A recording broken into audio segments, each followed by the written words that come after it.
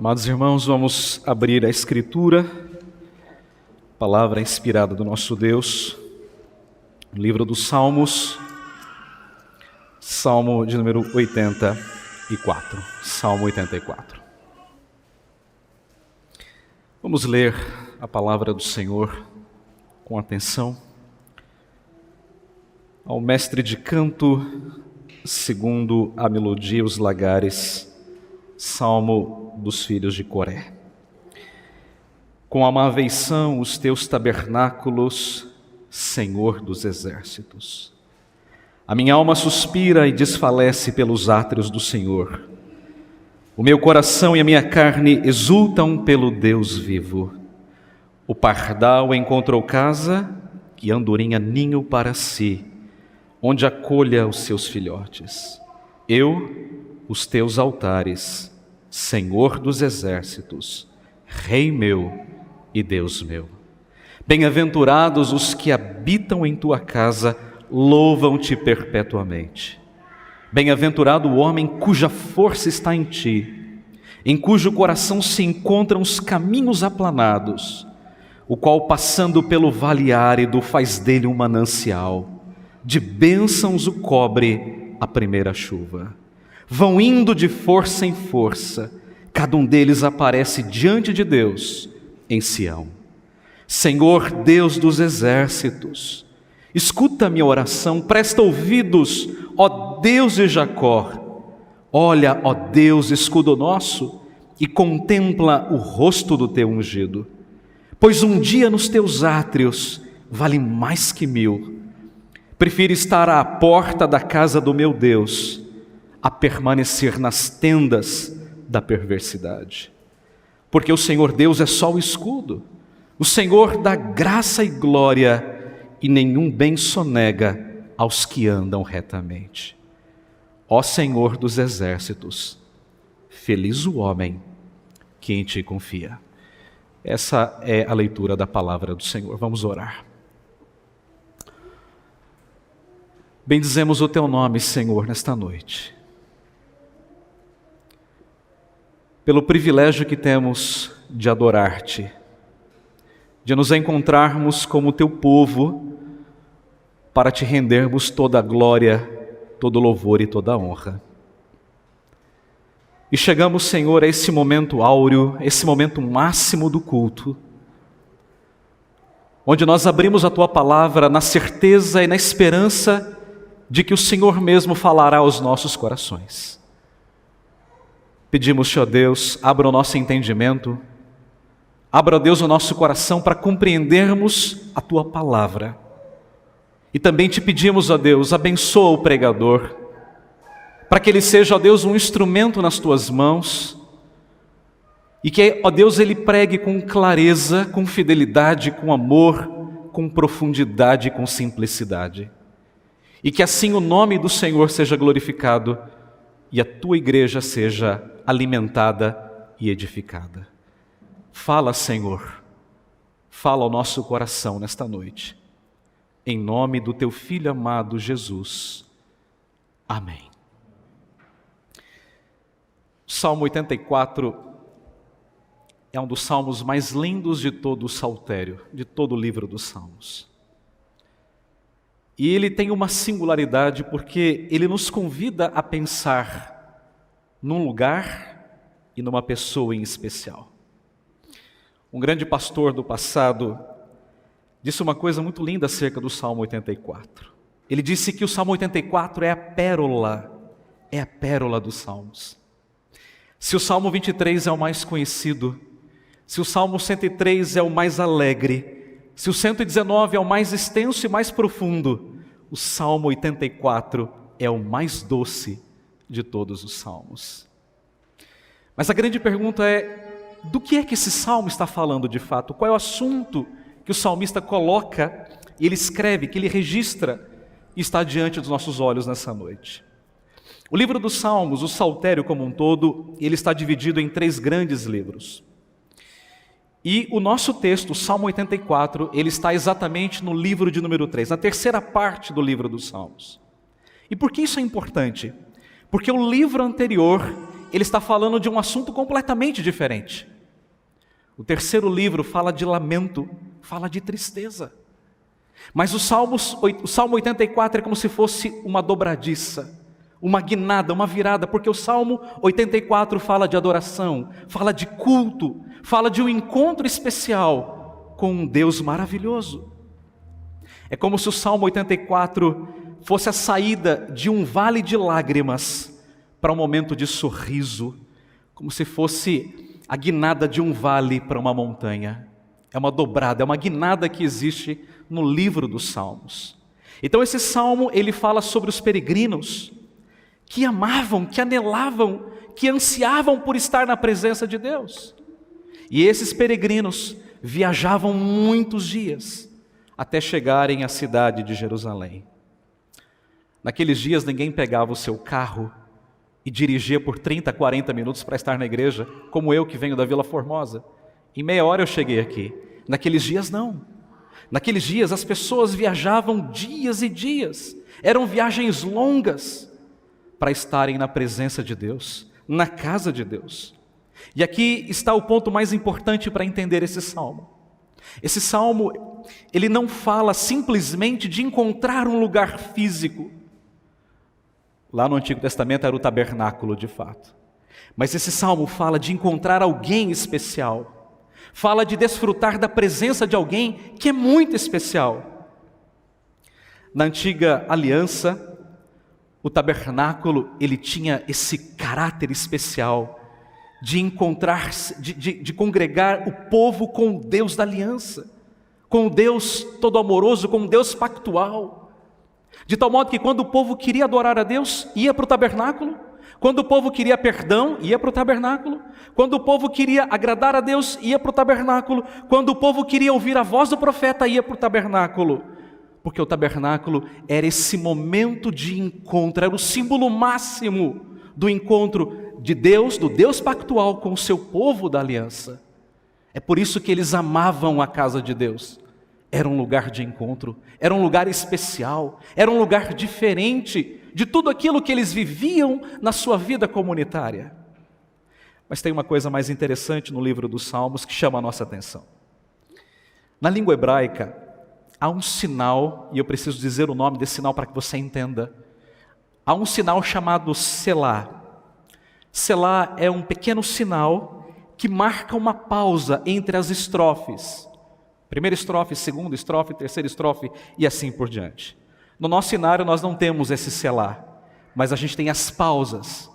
Esse sinal era como se ele estivesse dizendo: pare e respire. Pare e pense, pare e reflita acerca daquilo que você acabou de cantar. Essa é a ideia de um selá. E para você ter ideia da importância desse sinal, ele aparece 71 vezes em todo o saltério. E 2 vezes ele aparece aqui no nosso salmo. Se você tiver uma Bíblia Almeida e corrigida, aquela antiga, você vai perceber que lá no final de cada estrofe aparece um selá, selá, selá. É claro que nós não temos, na nossa tradução, quem usa a ara como eu, nós não temos esse indicativo. Em algumas Bíblias, como a Almeida corrigida, você encontra, talvez na NVI, eles mantiveram essa expressão da língua hebraica, porque eles consideraram uma coisa muito importante. Mas a grande pergunta é, por que esse selá é tão importante para a gente entender esse salmo? Porque esse selá, esse pequeno sinal, ele está indicando as pausas desse salmo. Ele é um hino, e como hino ele tem pausas. A primeira pausa deste hino está no versículo 4. Do 1 ao 4 é a primeira estrofe, e no final do verso 4 está selá, selá. Depois do verso 5 até o verso 8, você tem a segunda estrofe. O que é que você encontra no final do verso 8? Selá, dizendo: pare, respire, reflita sobre aquilo que você acabou de cantar. Então são 2 selás que marcam as estrofes desse hino. E cada estrofe desse hino tem uma lição para nós nessa noite. E o tema da mensagem então nessa noite é: ame a casa de Deus, ame a Deus, ame a presença de Deus, ame a Deus, ame a presença de Deus. Vamos olhar então para a primeira estrofe desse hino. E a primeira lição que nós aprendemos aqui é que nós devemos exultar intensamente por estar na casa do Senhor. Exulte, anele, deseje intensamente estar na casa do Senhor. Isso está na primeira estrofe, que vai do verso 1 até o verso de número 4. Uma coisa importante que nós precisamos saber aqui é quem está exultando. Quem é que está exultando? Se você olhar para o cabeçalho desse salmo, ele diz Salmo dos filhos de Coré. Os coreitas, melhor dizendo, eles eram aqueles cantores do templo, pessoas envolvidas com a música. Alguns dizem que eles também eram zeladores do templo, pessoas que cuidavam, que zelavam pelo bom andamento do templo. Então alguns chamam esse salmo de o Salmo dos zeladores, ou Salmos dos cantores. Então são eles os responsáveis por escreverem esse texto. Mas em que essa exultação estava fundamentada? Veja o que é que o texto diz, olha como ele começa. Quão amáveis, olha que expressão linda, não é? Quão amáveis são os teus tabernáculos, Senhor dos exércitos. Então, esse anelar, esse exultar pela casa de Deus, estava fundamentada no amor que eles tinham. Senhor, quão amáveis são os teus tabernáculos, não havia mais de um. Mas quando ele coloca no plural, ele está dizendo cada parte do tabernáculo, o pátio, o altar, o lugar santo, o lugar santíssimo, cada parte do tabernáculo era muito importante. Por isso ele coloca no plural, quão amáveis são os teus tabernáculos, Senhor dos exércitos. A segunda pergunta é, para quem era essa exultação? Veja o que é que o texto diz. Senhor, Senhor dos exércitos, Rei meu e Deus meu. O Deus que é Senhor, o Deus que luta e que reina, é o mesmo Deus que se encontra com o seu povo na casa da adoração. O mesmo Deus guerreiro é o Deus agora que vem ao encontro do seu povo para ser adorado. Mas eu quero que você note uma coisa muito linda nesse salmo. Veja que ele usa 3 títulos para Deus. Ele diz Senhor dos exércitos, ele diz Rei meu, e esses 2 títulos indicam poder e indicam a autoridade de Deus. Mas tem um outro título que ele usa, ele diz assim, meu Deus. E esse título indica o quê? Intimidade. Percebeu? Autoridade, poder, mas também indica intimidade, proximidade. Então significa que o salmista não está falando de alguém desconhecido, mas de alguém que ele amava, de alguém que ele conhecia, de alguém que ele tinha intimidade. Era o Deus pactual, era o Deus da aliança. Não era qualquer Deus, mas o Deus que ele amava de fato. A casa de Deus era um lugar de encontro, era um lugar especial. Mas eu quero que você entenda que o salmista, ele não está preocupado em última análise com a casa física, mas ele estava preocupado com o centro da casa, com a pessoa mais importante da casa, que era Deus. Isso eu quero que você entenda. Ele amava a casa, sem dúvida, mas a preocupação última dele não era com o lugar físico, era com o Deus que ele iria encontrar naquele lugar, o Deus Yahvé, o Deus pactual, o Senhor dos exércitos. Mas eu quero que você entenda mais uma coisa. Essa exultação, ela envolve alguma coisa. Veja o versículo 2, olha que coisa tremenda. A minha alma, veja a primeira expressão, a minha alma suspira e desfalece pelos átrios do Senhor. Segunda expressão, o meu coração. E a terceira expressão, a minha carne exultam pelo Deus vivo. O que é que essas 3 palavras indicam? Indicam a plenitude do ser. É como se o salmista estivesse dizendo assim, Senhor, toda minha vida, ela anela pela Tua presença. Eu, Senhor, estou suspirando, eu estou desfalecendo, eu desejo intensamente, ardentemente me encontrar com o Senhor. É um anelo intenso, ardente, que havia no coração do salmista. Senhor, eu estou como que pegando fogo por esse encontro maravilhoso com o Senhor. A minha alma, o meu corpo, o meu coração, tudo que é em mim, almeja em me encontrar com o Senhor. Estar na Tua presença, desfrutar da Tua presença. Mas o salmista vai ilustrar essa verdade. E ele faz uma comparação muito linda. Olhe para o versículo 3. O pardal encontrou casa, e a andorinha, Senhor, ninhos para si, onde acolhe os seus filhotes. Mas do outro lado, eu encontrei, Senhor, os teus altares, Senhor dos exércitos. É como se o salmista estivesse dizendo o seguinte: olha, Senhor, até as pequenas aves, e as aves mais insignificantes, elas encontraram um lugar de refúgio, um lugar de quietude, onde elas pudessem viver e pudessem acolher os seus filhotes. E eu, Senhor, o que é que eu encontrei? Eu encontrei os teus altares. Ele poderia falar de outros lugares, havia muitos lugares no tabernáculo, mas ele falou dos altares. E por que o altar do Senhor? Porque o altar era o lugar principal do tabernáculo. Era o lugar de reconciliação, era o lugar de perdão, era o lugar onde o sangue era derramado, era o momento onde o povo tinha de fato comunhão com Deus Todo-Poderoso. Era ali que eles se chegavam como pecadores e saíam dali perdoados e restaurados e justificados.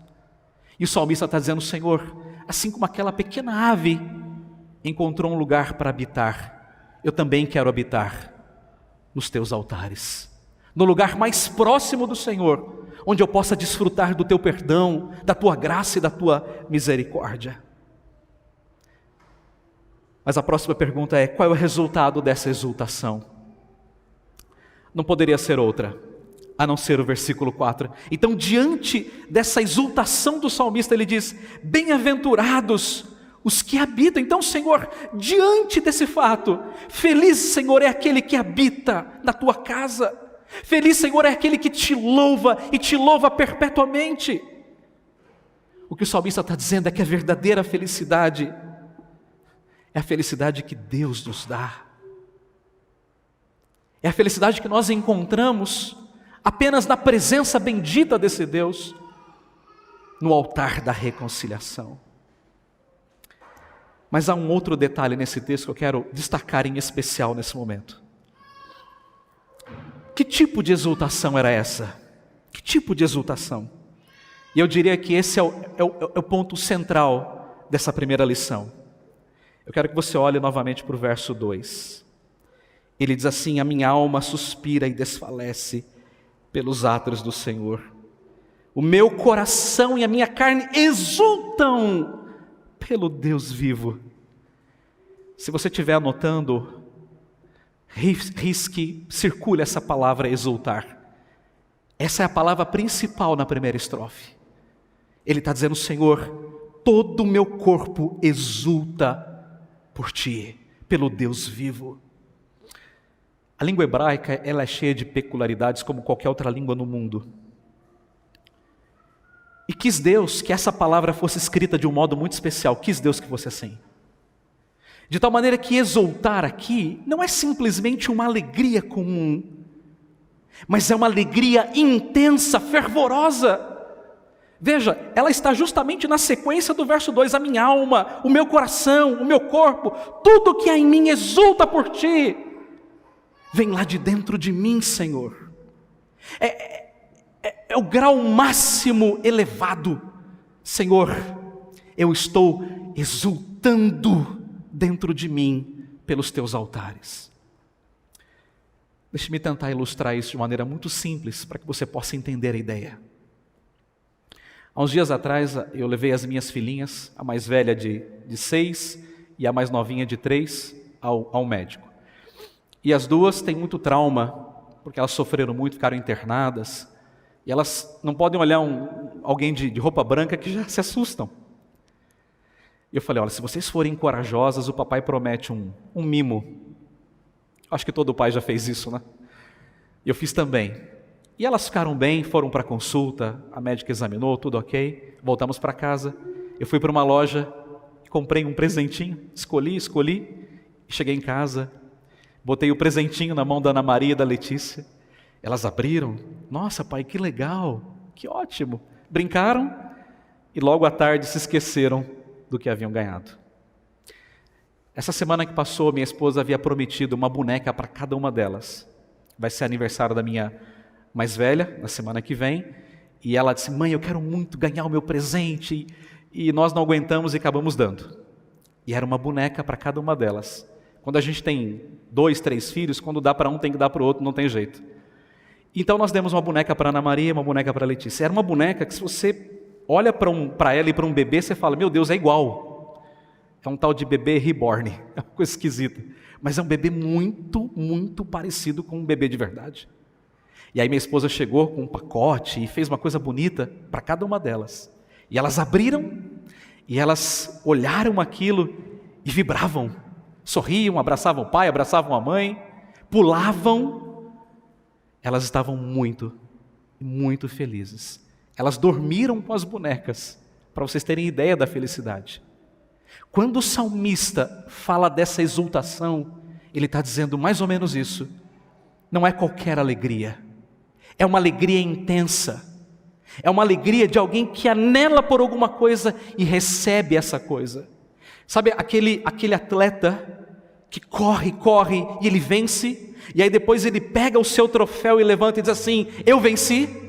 É exatamente isso que que o salmista está dizendo aqui. Senhor, eu estou exultando por ti.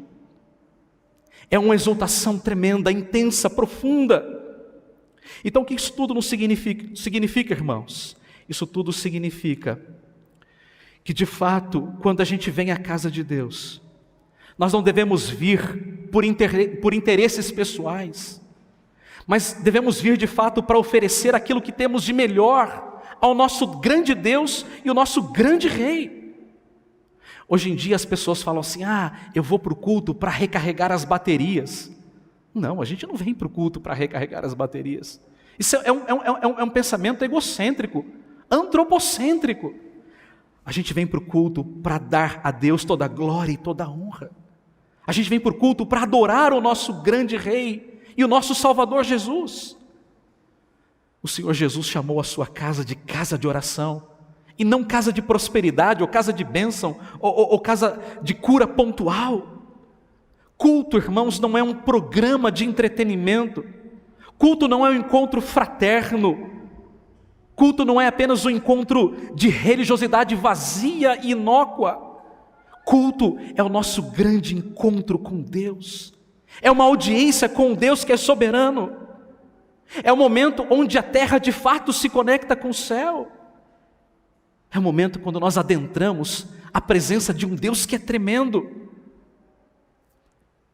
O culto é o oferecimento da nossa vida como um todo. É o oferecimento da nossa razão, das nossas afeições, das nossas ações. Culto envolve todas essas coisas. E fazemos em espírito e em verdade, como disse Jesus em João 4, 23 e 24. De tal modo, irmãos, que nós não podemos adorar a Deus da boca para fora, como se fosse uma coisa mecânica, simplesmente religiosa. Mas temos que adorá-lo de todo o nosso coração, de toda a nossa alma, de todo o nosso entendimento. Nós o adoramos com a força mais profunda do nosso ser. O adoramos de coração e com um coração sincero e contrito. É isso que Deus quer de fato.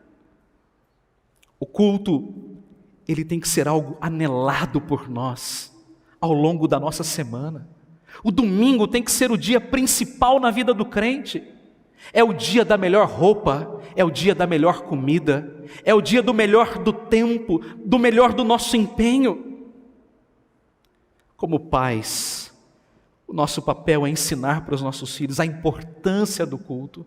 Culto não é uma brincadeira, não é uma distração vã. Culto é adoração a Deus. E é por isso que nós queremos que as crianças fazem parte de fato do culto. E elas não devem vir para o culto por imposição dos pais, mas por amor a Cristo Jesus. Os jovens, os adolescentes, jamais podem olhar para o culto como se fosse um fardo, como se fosse uma coisa pesada, uma coisa enfadonha, mas como um privilégio. Porque é isso que o culto é, um privilégio que Deus nos dá. Você tem amado a casa de Deus? Você tem anelado pela casa de Deus ao longo da semana? O seu coração fica disparado quando vai se aproximando a sexta, o sábado. Você se programa para vir ao culto, você separa a roupa, organiza as coisas, para você estar hoje aqui. Cristo tem que ser o grande alvo da sua vinda aqui. Se Cristo não te motivar a estar aqui, nada mais vai te motivar, absolutamente nada. É por Ele que você vem, não é pelo pastor, não é pelos presbíteros, não é pelos seus pais, é por aquilo que Cristo fez por você na cruz do Calvário. Então, a primeira lição: exulte pela presença de Deus. Então chegamos ao final da primeira estrofe, Selá. Vamos olhar para a segunda estrofe. Em segundo lugar, busque força para estar na casa do Senhor. A segunda estrofe vai do verso 5 ao verso 8. Então, como nós vimos, os versos 1 a 4 nos ensinaram acerca dessa intensa exultação por estar na casa do Senhor. Nós precisamos anelar por encontrar a presença do nosso Deus na sua casa.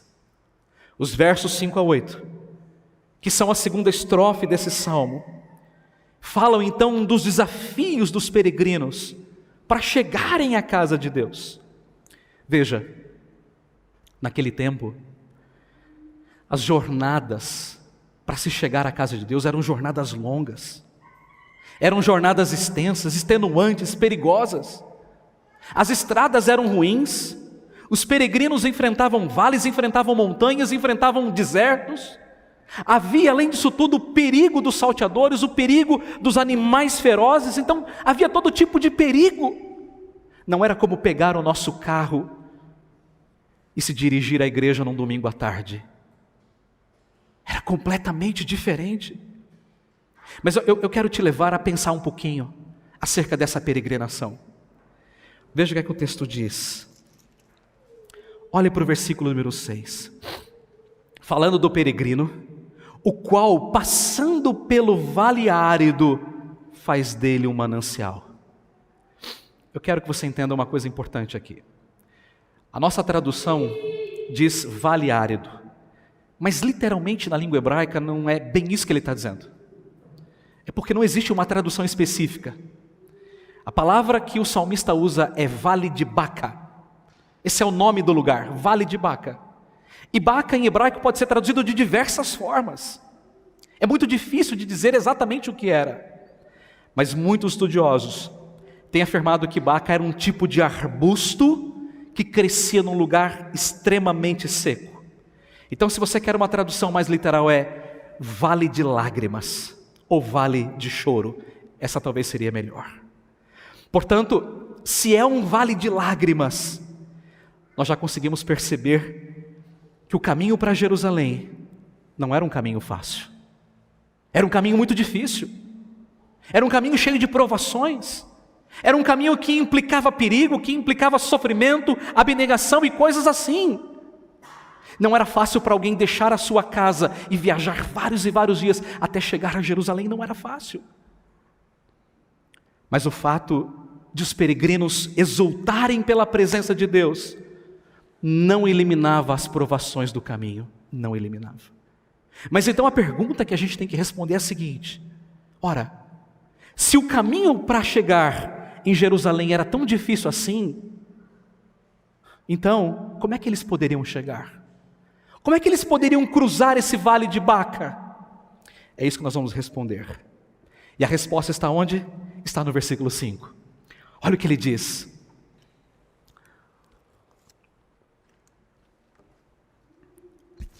Bem-aventurado, feliz o homem cuja força está em ti, em cujo coração se encontram os caminhos aplanados. O que ele está dizendo aqui? Que a força que o peregrino precisava não estava nele mesmo, não estava nas suas condições materiais, não estava no mundo ao seu redor, mas estava em Deus. É como se o salmista estivesse dizendo o seguinte: na medida em que eu caminho, na medida em que eu vou peregrinando rumo a Jerusalém, eu sei que eu estou passando por um vale difícil, mas eu estou olhando para aquele que vai me dar forças para chegar lá. A força não está em mim, a força está em Deus, e feliz aquele que busca forças no Senhor. Enquanto ele caminhava pelo vale de Baca, ele estava olhando para o Deus da aliança, para o Deus pactual. Porque o salmista ele sabia que a presença de Deus, embora fosse encontrada no tabernáculo, também poderia ser encontrada em toda a sua peregrinação. E nós sabemos disso. Nenhum lugar, irmãos, é capaz de conter a presença de Deus. A Bíblia diz claramente que Deus não habita em templos feitos por mãos humanas.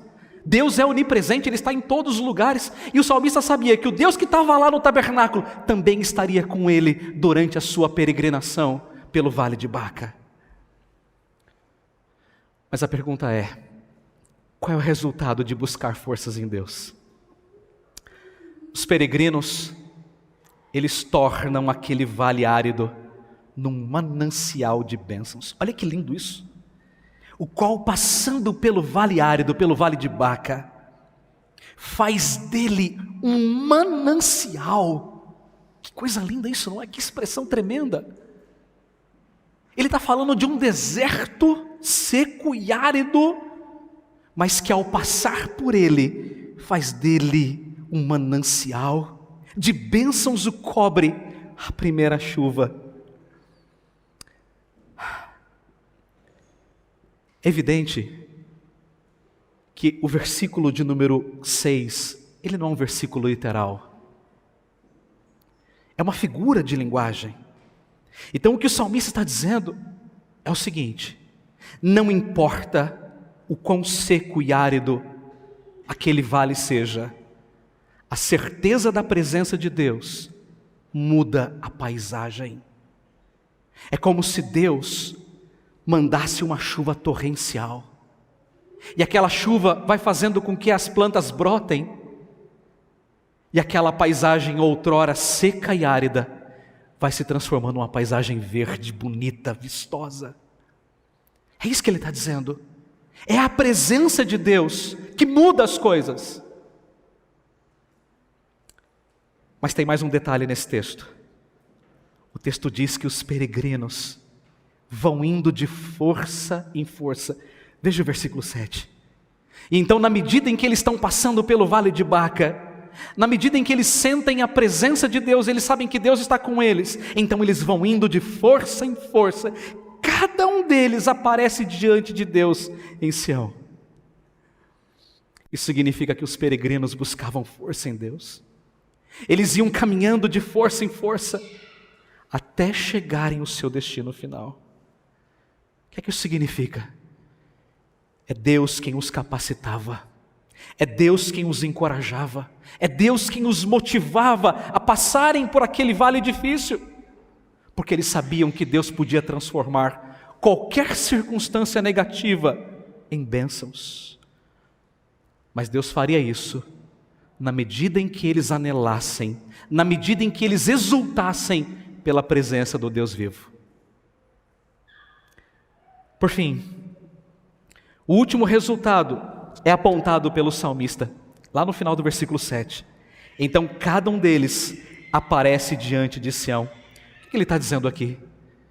Enfim, os peregrinos atingiram o seu alvo. Eles chegaram a Sião, eles chegaram à cidade de Deus, eles chegaram ao lugar de adoração. Eu quero que você perceba uma coisa. A preocupação final do salmista não é com o lugar, mas é com Deus, que é o centro do lugar. É diante de Deus que eles estão preocupados em comparecer. O seu anelo é pela comunhão com Deus vivo, com Deus Todo-Poderoso. E como é que o salmista então termina essa segunda estrofe? Pedindo a Deus que ouça a sua oração. Não é isso que ele diz lá no verso 8? Senhor, Deus dos exércitos, escuta a minha oração, presta ouvidos a Deus de Jacó. Que oração é essa?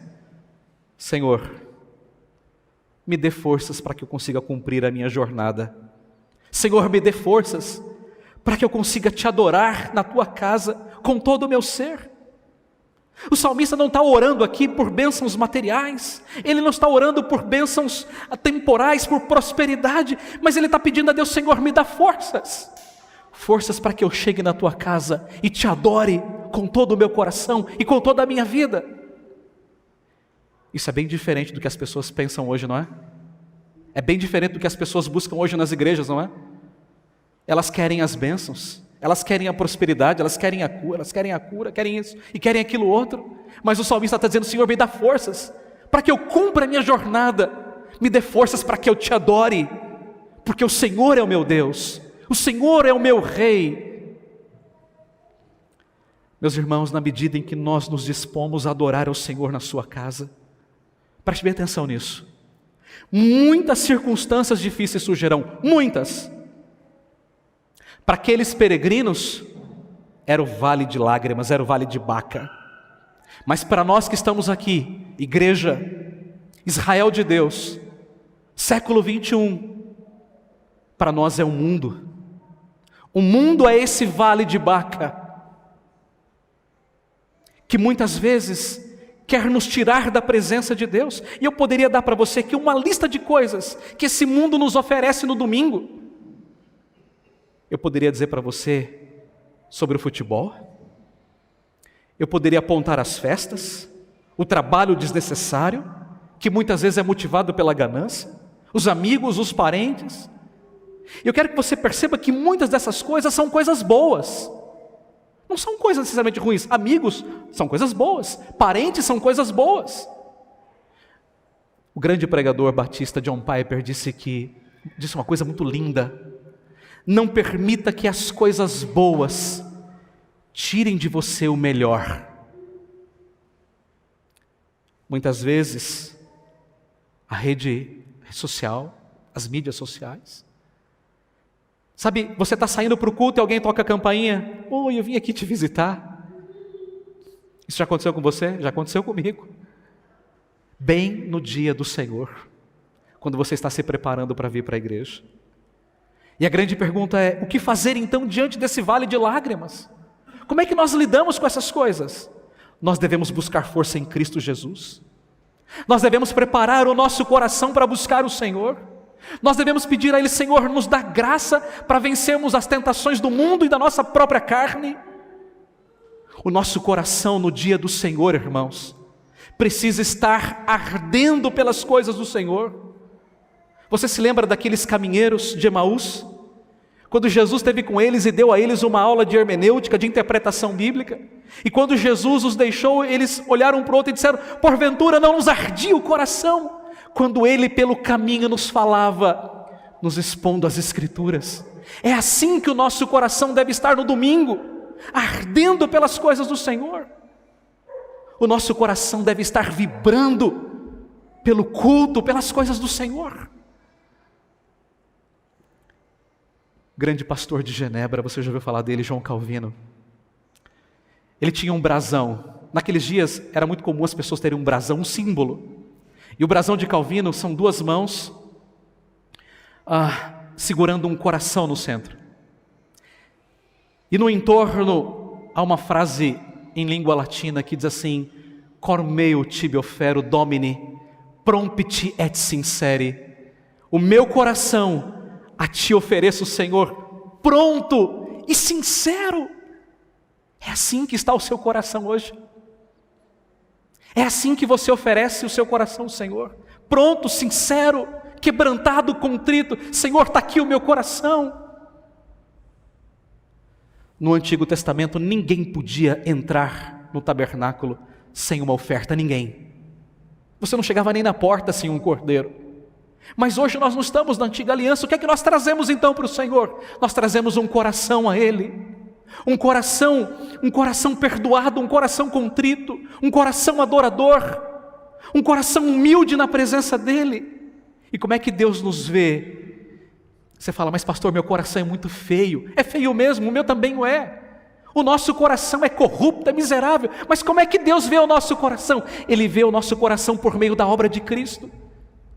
E é isso que Ele espera que eu e você tragamos aqui nessa noite: um coração sincero.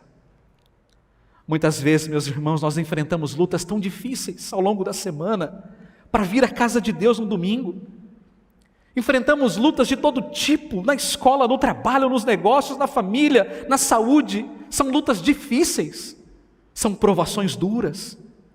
Mas quando nós buscamos forças no Senhor, Ele nos renova, Ele nos encoraja.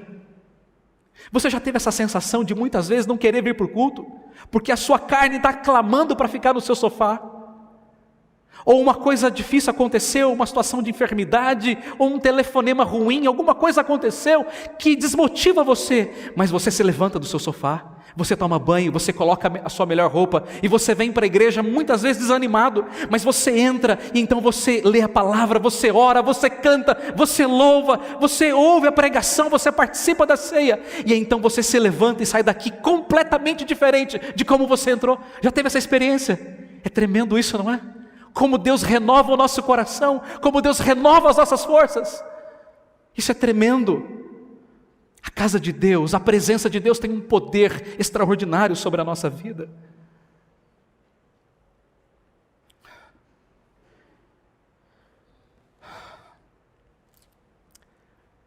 Esse é o final da segunda estrofe. Selá.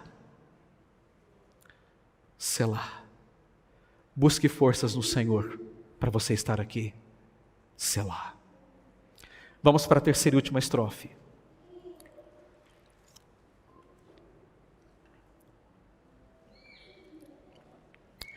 A terceira estrofe desse salmo nos ensina o seguinte: considere o privilégio incomparável de estar na casa do Senhor. Exulte. Se você quer resumir o sermão, exulte. Busque força, mas então agora considere o privilégio. Exultação, força e privilégio.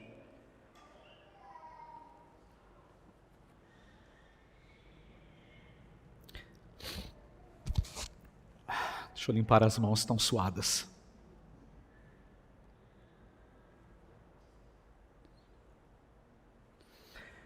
Muito bem.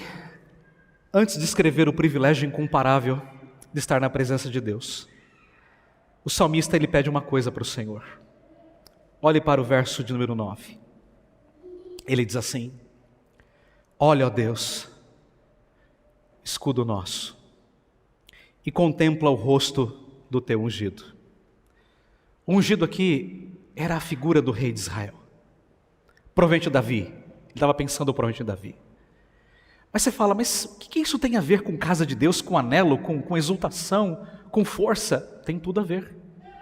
O salmista está orando a Deus, pedindo a Deus que abençoe o seu ungido, porque o rei de Israel, ele tinha uma função muito importante, a função de defender o lugar de adoração.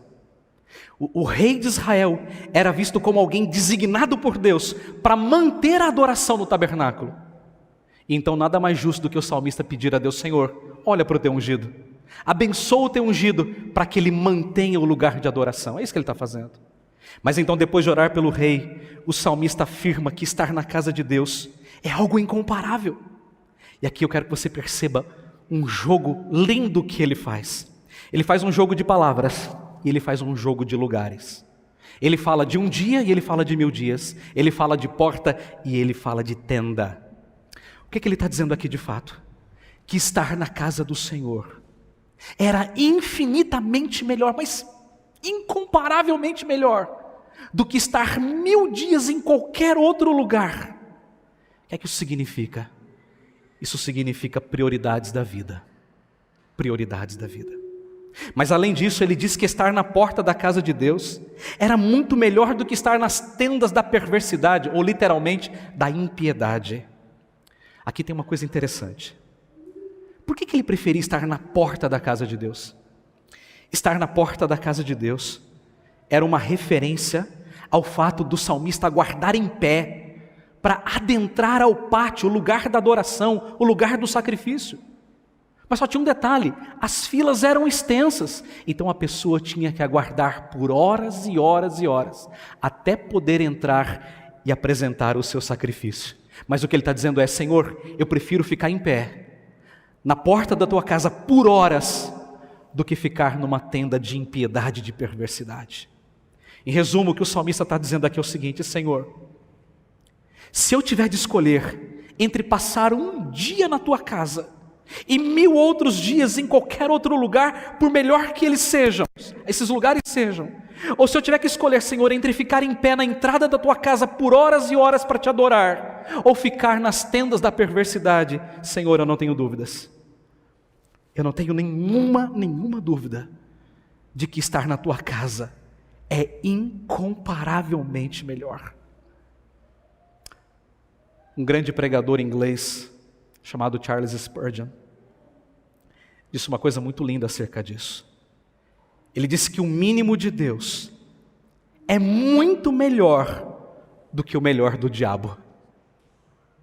Aquilo que Deus nos oferece é infinitamente melhor do que aquilo que o diabo nos oferece. Então, depois de afirmar que ele estava na casa de Deus, e que estar na casa de Deus é um privilégio incomparável, o salmista, ele destaca 3 bênçãos oriundas disso. Eu vou aqui citá-las brevemente. A primeira bênção está aí no versículo de número 11, porque o Senhor Deus é sol e escudo. O sol e o escudo é uma referência à luz, é a proteção. O que os peregrinos mais precisavam era de luz para o caminho e de proteção contra os perigos. Então ele fala, Senhor, o Senhor nos dá luz e o Senhor nos dá proteção. Hoje nós não precisamos de luz para vir à igreja, evidentemente, mas precisamos de sabedoria para organizar a nossa vida para vir à casa de Deus. Mas também precisamos do cuidado de Deus, sobretudo nesse tempo tão difícil que nós vivemos.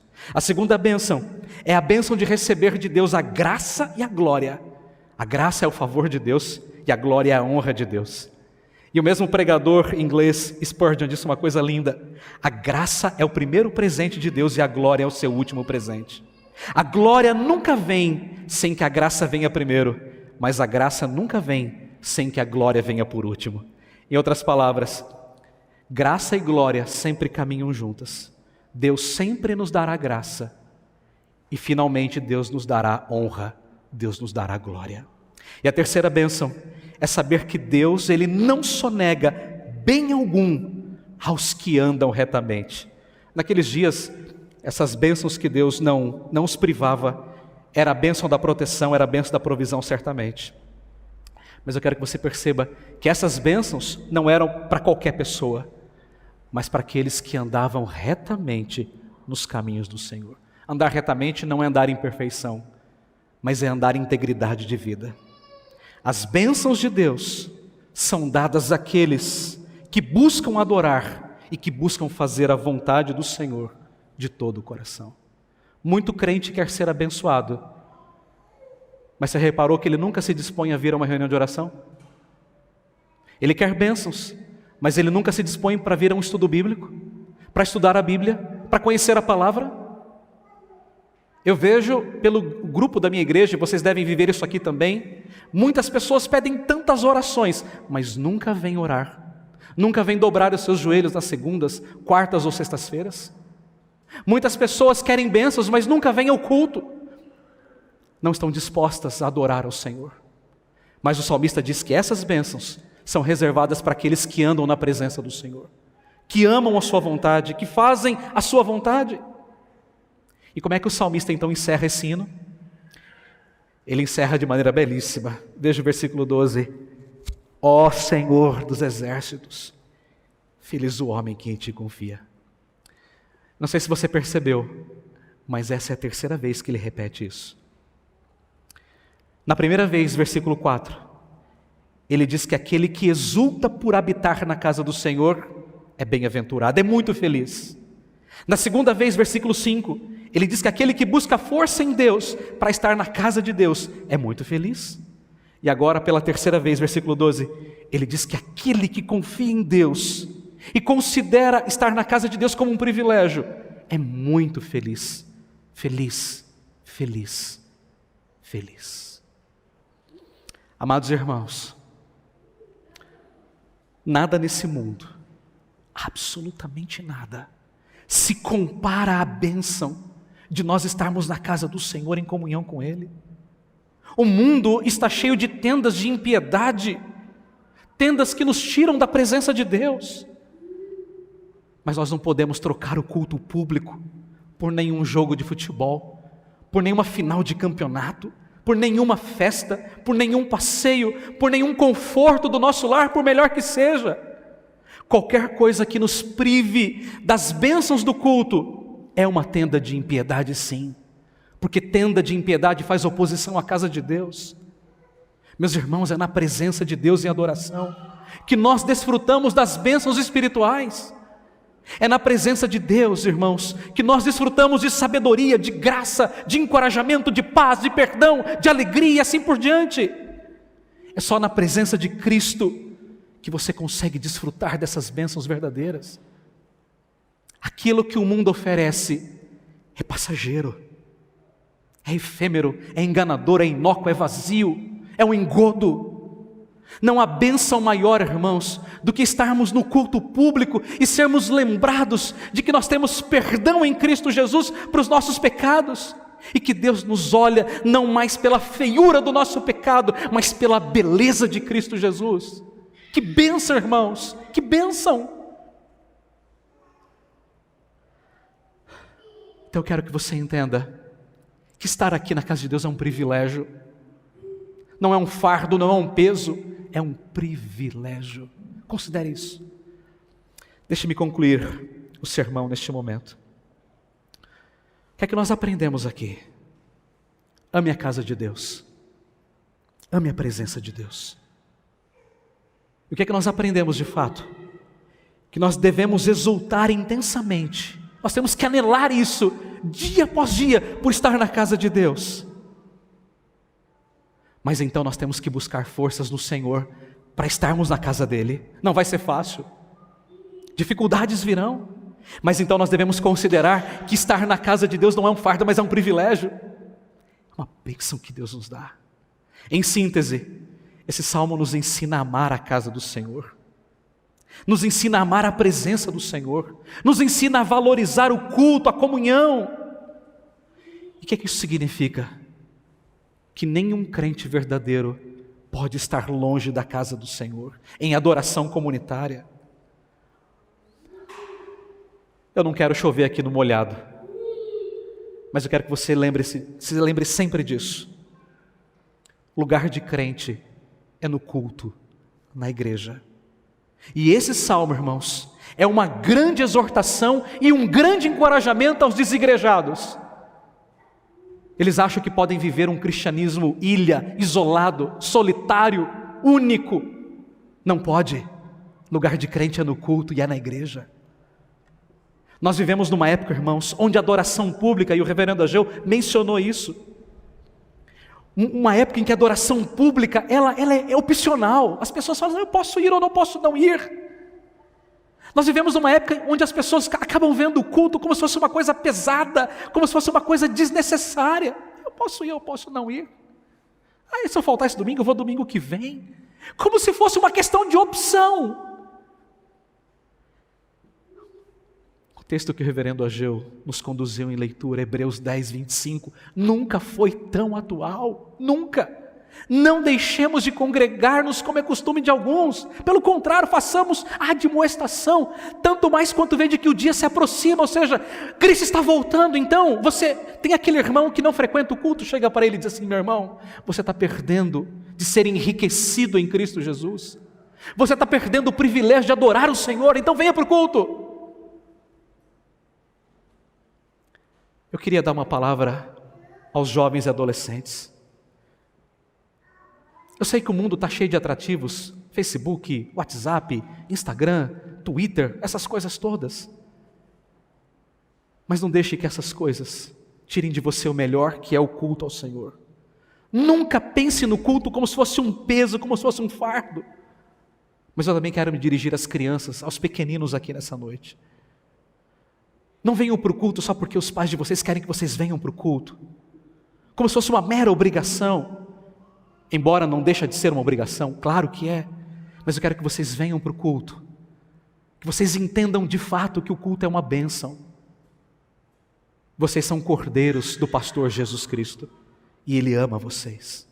Então ouçam a mensagem, anotem a mensagem, discutam com seus pais, conversem com seus pais.